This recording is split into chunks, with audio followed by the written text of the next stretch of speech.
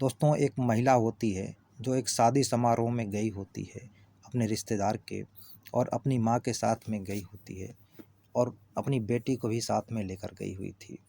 और खाना पीना खा रहे थे लोग। शादी की सारी पूरी हो चुकी थी, सारी रस्में पूरी हो चुकी थी और लोग खाना पीना खा रहे थे।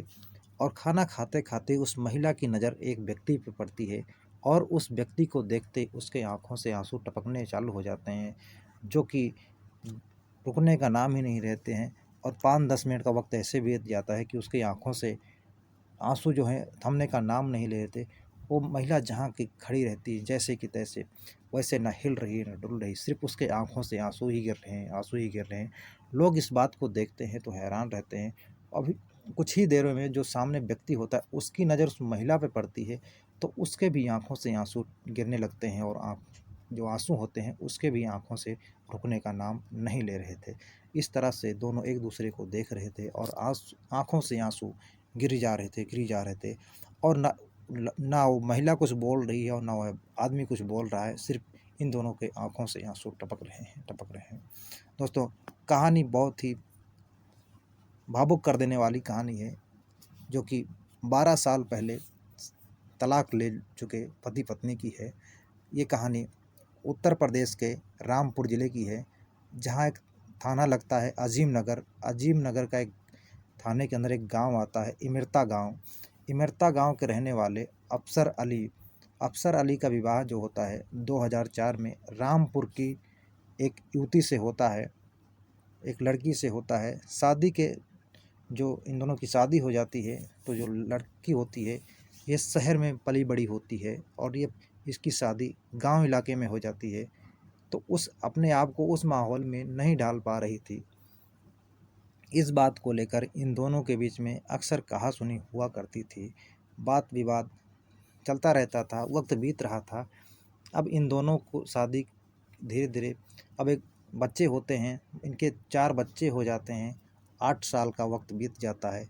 अब इन दोनों के बीच एक दिन विवाद इतना बढ़ गया कि इन दोनों का तलाक हो जाता है। तलाक शादी के 8 साल बाद इन दोनों का तलाक हो जाता है। अब तलाक ऐसा होता है कि पंचायत बटोरी जाती है, वहाँ जो पंच फैसला करते हैं, लड़की के परिवार वाले और लड़के के परिवार वाले अपने अपने पंचों को इकट्ठा करते हैं, और जो पंचायत फैसला लेती है उस फैसले को इन दोनों को मानना पड़ता है। अब जो इनके 4 बच्चे होते हैं, 2 बेटा और 2 बेटी। अब जो अफसर अली होते हैं इनके हिस्से में 2 बेटे आते हैं और 1 बेटी आती है, और जो इनकी पत्नी के हिस्से में 1 बेटी आती है। दोनों अब यहाँ से इन दोनों का रास्ता अलग अलग हो जाता है। जो अफसर अली हैं वो अपने 3 बच्चों के साथ में गुजारा कर रहे थे, और जो इनकी पत्नी है वो अपनी एक बेटी के साथ में गुजारा कर रही थी अपने माँ के यहाँ रहकर। इस तरह से इन दिनों कभी ने सोचा नहीं था कि इन दोनों की मुलाकात एक ऐसे होगी कि जो एक शादी समारोह में जो दोनों गए हुए थे वहाँ इनकी मुलाकात हो जाती है।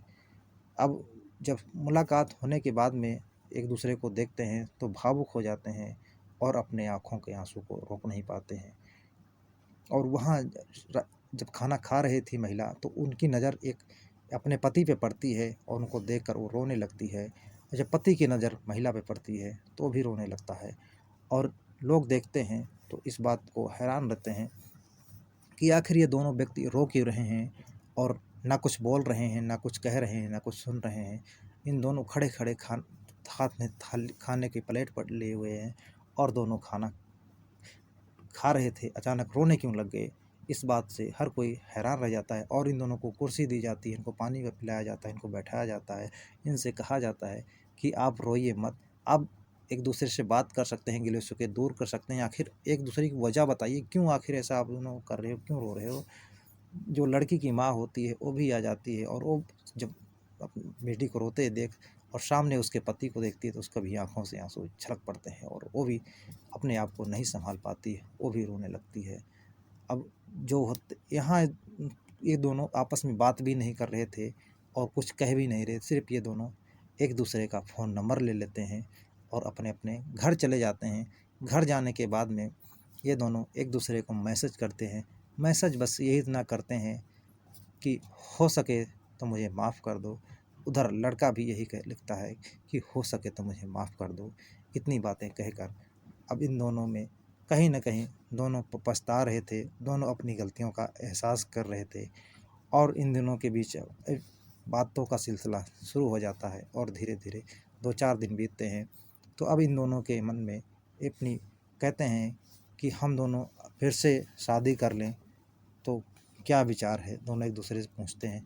दोनों हाँ कर देते हैं और दोनों की जो है अपने लड़की अपने घरवालों को कहती है और लड़का अपने घरवालों को कहता है और दोनों का निकाह जो है फिर से हो जाता है।